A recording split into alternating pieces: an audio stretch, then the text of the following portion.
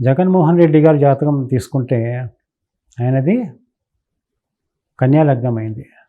ద్వితీయంలో కుజుడు, తృతీయంలో బుధుడు, శుక్రుడు, చతుర్థంలో రవి, గురు, రాహువులు, శని నవమ స్థానంలో ఉన్నాడు. దశమ స్థానంలో చంద్రుడు, కేతువు. ఆయనది మిథున రాశి అయింది. జగన్మోహన్ రెడ్డి గారికి ఇప్పుడు బుధ మహాదశలో శుక్ర అంతర్దశ నడుస్తోంది. గోచార శని నవమ స్థానంలో ఉన్నాడు. అయితే ఎన్నికల టైంలో ఏమవుతుందంటే ఇప్పుడు మే 1కి గురుడు మారుతున్నాడు, వృషభ రాశిలోకి వస్తాడు. అది జగన్మోహన్ రెడ్డి గారికి మంచిది కాదు. ఇది 1 సంవత్సరం పాటు ఉంటుంది.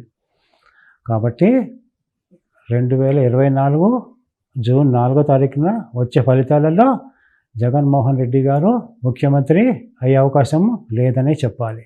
జగన్మోహన్ రెడ్డి గారి జాతకం తీసుకుంటే ఆయనది కన్యా లగ్నం అయింది. ద్వితీయంలో కుజుడు, తృతీయంలో బుధుడు, శుక్రుడు, చతుర్థంలో రవి, గురు, రాహువులు, శని నవమ స్థానంలో ఉన్నాడు. దశమ స్థానంలో చంద్రుడు, కేతువు. ఆయనది మిథున రాశి అయింది. జగన్మోహన్ రెడ్డి గారికి ఇప్పుడు బుధ మహాదశలో శుక్ర అంతర్దశ నడుస్తోంది. గోచార శని నవమ స్థానంలో ఉన్నాడు. అయితే ఎన్నికల టైంలో ఏమవుతుందంటే ఇప్పుడు మే 1కి గురుడు మారుతున్నాడు, వృషభ రాశిలోకి వస్తాడు. అది జగన్మోహన్ రెడ్డి గారికి మంచిది కాదు. ఇది 1 సంవత్సరం పాటు ఉంటుంది.